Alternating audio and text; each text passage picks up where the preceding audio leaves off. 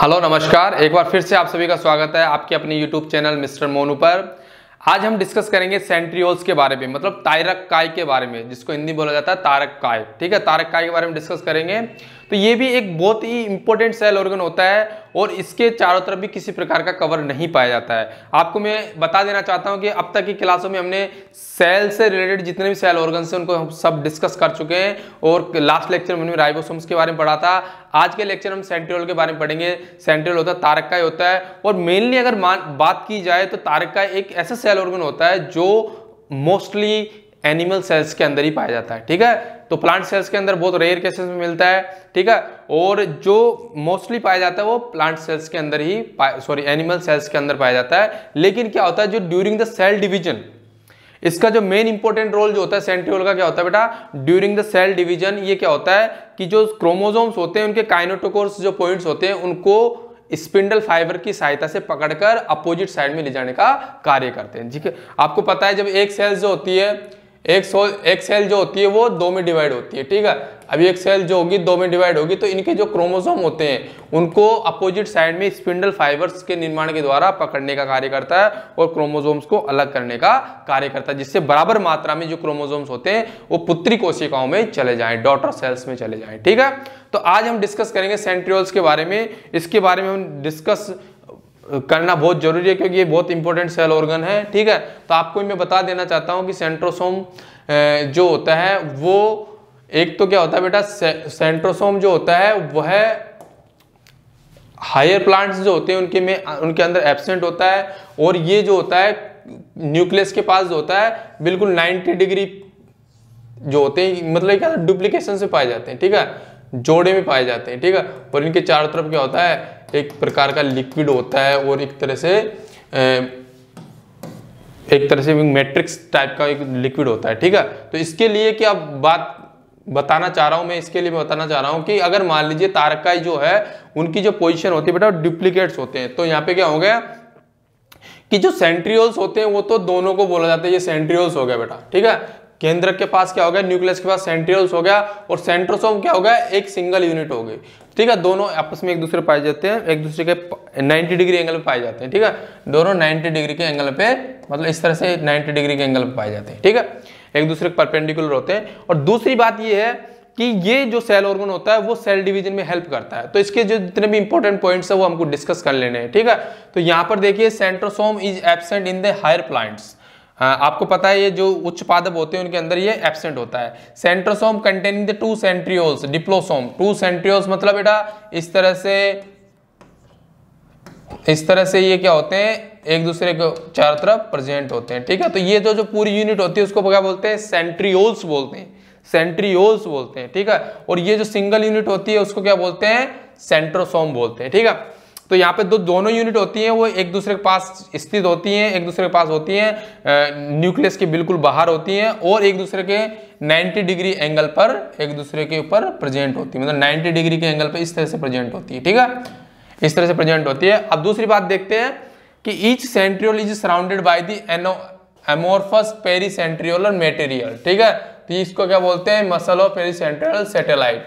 ये एक प्रकार का लिक्विड होता है जो इसको सुरक्षा प्रदान करता है, और ये चारों तरफ से इस प्रकार के मैट्रिक्स या इस प्रकार के पदार्थ से घिरा हुआ रहता है। ठीक है, नेक्स्ट लाइन क्या है, centrioles are the membraneless cylindrical structure which exhibit cart wheel structure in the transversal section. मतलब जो बैलगाड़ी की जो पहिए की जो संरचना होती है ना, उस तरह से क्या होता है बेटा, इसकी स्ट्रक्चर पाई जाती है, और ये क्या होता है बेटा, बेलनाकार होता है, सिलिंड्रिकल होता है। ठीक है, बेलनाकार इसकी स्ट्रक्चर होती है। ठीक है, बेलनाकार इसकी स्ट्रक्चर होती है, मतलब कौन सी स्ट्रक्चर, सिलिंड्रिकल पाई जाती है। ठीक है, सिलिंड्रिकल इसकी स्ट्रक्चर होती है, और ये बैलगाड़ी के पहिए की समान इसकी संरचना होती है। इसके अंदर क्या होता है बेटा, ट्यूबुलिन प्रोटीन जो होती हैं वो उनका अरेंजमेंट्स पाया जाता है। अगर मान लीजिए आप सिंगल यूनिट्स को उठा के अगर ऐसे देखोगे, अनुप्रस्थ काट के उसकी जो मतलब ट्रांसवर्स सेक्शन जो होता है उसको काट के आप देखोगे तो इस तरह से आपको संरचनाएं दिखाई देगी। तो ये क्या होती है, ट्यूबुलिन जो प्रोटीन्स होती है बेटा, माइक्रोट्यूबुलिन प्रोटीन होती है, वो तीन के जोड़े में पाई जाती है।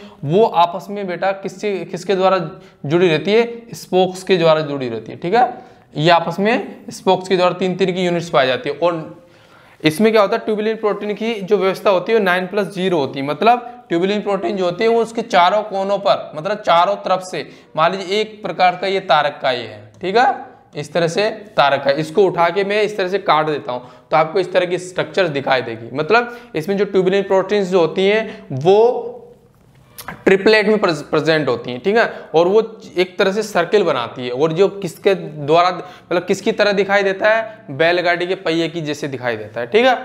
अब देखिए, centriole mainly consist of 9 evenly spaced peripheral triplet fibrils of the tubulin protein. Tubulin protein होती है, ट्यूबुलिन जो फाइबर्स होते हैं उनके द्वारा दिखाई जाती है, ट्रिपलेट्स होती है, मतलब आपको यहाँ पे दिखाई दे रहे होंगे 1 2 3 3 3 के जोड़े में 9 पाई जाती है, ठीक है। और these triplets are the linked with the help of AC linker. मतलब यहाँ पे जो मान लीजिए तो ट्रिपलेट्स है, मैं इसको A नाम देता हूँ, इसको B देता हूँ, इसको C देता हूँ, ठीक है। तो यहाँ पर जो होती है बेटा, ये जो आपस में जुड़ी रहती है, तो A हमेशा किससे जुड़ता है, C से जुड़ता है, AC लिंकर, ठीक है। तो ये जो होता है स्ट्रक्चर होती है, फाइब्रल स्ट्रक्चर होती है जो आपस में इसको जोड़े रखती है, ठीक है। तो यहाँ पे जो ट्यूबुलिन प्रोटीन का जो अरेंजमेंट पाया जाता है 9+0 पाया जाता है, और उसकी प्रकार जो बैक्टीरिया की जो फ्लेजिला होती है, फ्लेजिला जो होती है कसाभिका जिसको बोलते हैं, उसके अंदर जो ट्यूबुलिन प्रोटीन की जो अरेंजमेंट होता है वो 9+2 होता है, ठीक है, 9+2 होता है, ठीक है। तो इसका मतलब क्या हुआ, जो सेंट्रियोल किस में हेल्प करता है, जो basal body of this flagella जो होती है उसके निर्माण में किसकी सहायता, कौन सहायता करता है, सेंट्रोसोम करता है, ठीक है। Centrioles are the self duplicant unit, बिल्कुल बात सही है। ये ऐसे सेल ऑर्गन्स होते हैं जो अपने आप से डिवाइड हो सकते हैं, मतलब एक सेंट्रियोल जो होता है वो दूसरे सेंट्रियोल में डिवाइड अपने आप से होता है, इनके अंदर वो कैपेसिटी पाई जाती है, ठीक है। अब बात करते हैं इनका कार्य क्या होता है। तो मैंने कार्य आपको डिस्कस कर चुका हूं कि इसका जो मेन कार्य होता है बेटा वो कौन सा होता है, मेन कार्य जो होता है सेल डिवीजन में हेल्प करना होता है, ठीक है। स्पिंडल फाइबर्स का निर्माण करते हैं। तो animal cells centrioles play important role in cell division by the arranging spindle fibres between the 2 poles of the cell. जो सेल डिवाइड होती है उसके 2 पोल्स होते हैं, अपोजिट साइड में चले जाते हैं, और स्पिंडल फाइबर्स के द्वारा जो क्रोमोसोम्स होते हैं उनको बराबर सेल्स में डिवाइड कर देते हैं, ठीक है। The location of the centrioles during the cell division decide the plane of the cell division.